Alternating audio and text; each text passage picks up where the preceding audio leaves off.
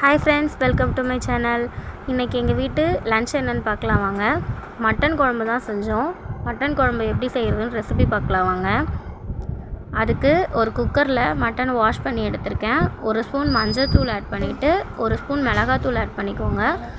அது கூடவே ஒரு ஸ்பூன் உப்பு சேர்த்துட்டு அது கூடவே ஒரு ஸ்பூன் இஞ்சி பூண்டு விழுது சேர்த்துக்கலாம். சேர்த்துட்டு குக்கர் லிட்டு போட்டுட்டு விசில் போட்டு ஒரு 7-8 விசில் விட்டு எடுத்துக்கலாம். 7-8 விசில் எடுத்து கொதிக்க வச்சுருக்கேன். அது கூடவே முருங்கைக்காய் உருளைக்கிழங்கு ரெண்டுத்தையுமே சேர்த்து நல்லா வேக வச்சுக்கோங்க. மட்டன் விசில் போட்டு எடுத்துட்டு அதுக்கப்புறம் ஸ்டவ்வில் வச்சு முருங்கைக்காய் உருளைக்கிழங்கு ஆட் பண்ணிக்கோங்க. முருங்கைக்காய் உருளைக்கிழங்கு ஆட் பண்ணும்போது மட்டன் குழம்பு கொஞ்சம் டிஃப்ரெண்ட்டான டேஸ்ட்டில் நல்லாயிருக்கும். இது எங்கள் மாமியாரோட சிக்னேச்சர் டிஷ்ஷு. அடிக்கடி செய்வாங்க, எங்கள் எல்லாருக்கும் ரொம்ப பிடிக்கும். அது கூடவே கொஞ்சம் தண்ணி ஆட் பண்ணிவிட்டு நல்லா கொதிக்க விட்டுட்டு தேவையான அளவுக்கு மிளகாத்தூள் சேர்த்துக்கலாம். குழம்பு மிளகாத்தூள் சேர்த்துக்கிறோம் நாங்கள். உப்பும் தேவைப்பட்டால் சேர்த்துக்கோங்க. உப்பு பார்த்துட்டு போட்டுட்டு எல்லாத்தையும் நல்லா ஒருக்கா கொதிக்க விட்டுக்கோங்க. இந்த காய் வேகணும். இந்த தண்ணியிலேயே காய் நல்லா வெந்துடும். மட்டனுமே ஒரு அரை வேக்காடு விட்டுருக்கோம்ல, அது வேகாததும் இதுலேயே வெந்துடும். எல்லாமே நல்லா வெந்து வந்த பிறகு தாளிப்பு கொடுத்துக்கலாம். அதுக்கு தாளிக்கிறதுக்கு சைடில் வேறு ஒரு கடாய் வச்சுக்கலாம்.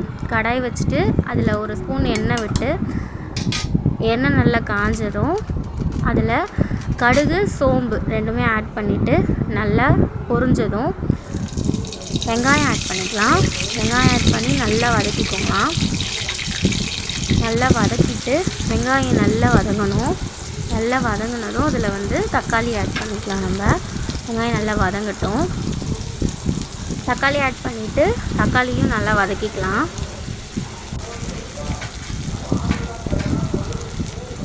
ரெண்டுமே நல்லா குழைய மசிகிற அளவுக்கு வதக்கிக்கலாம். வதக்கிட்டு அது கூடவே புதினா கொத்தமல்லி ஆட் பண்ணிக்கலாம். புதினா கொத்தமல்லி ஆட் பண்ணிவிட்டு அதையும் நல்லா வதக்கிக்கலாம்.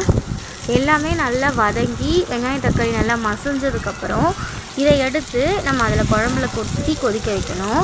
நல்லா மசியணும். வெங்காயம் தக்காளி நல்லா மசிஞ்சதும் நம்ம கொதிக்கிற அந்த குழம்புல நம்ம கொட்டிடலாம். கொட்டிட்டு அதையும் நல்லா கொதிக்க விட்டுடுங்க.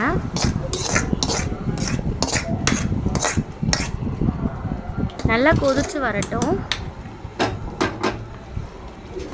நல்லா கொதித்து எண்ணெய் பிரிஞ்சு வரும். அந்த ஸ்டேஜில் தேங்காவை நம்ம அரைச்சி எடுத்துக்கலாம். அதை வடிகட்டி வெறும் அந்த பால் மட்டும் சேர்த்தா போதும். தேங்காய் ஃபுல்லாக சேர்க்கணுன்னு அவசியம் கிடையாது. பால் மட்டும் சேர்த்தாலே போதும். சேர்த்து அதையும் நல்லா மிக்ஸ் பண்ணிவிட்டு நல்லா கொதிக்க வச்சுக்கோங்க. நல்லா கொதிக்க வச்சுட்டு இறக்கிட்டோம் அப்படின்னா மட்டன் குழம்பு சூப்பராக ரெடி ஆகிடும். ரொம்ப நல்லாயிருக்கும். இட்லி, தோசை, சப்பாத்தி, சாப்பாடு எல்லாத்துக்குமே சூப்பராக இருக்கும். நாங்கள் இன்றைக்கி சாதத்துக்கு தான் பேர் பண்ணியிருக்கோம். கண்டிப்பாக செஞ்சு பார்த்துட்டு எப்படி இருக்குன்னு கமெண்ட் பண்ணுங்கள். தேங்க்ஸ் ஃபார் வாட்சிங். தேங்க்யூ. பாய்.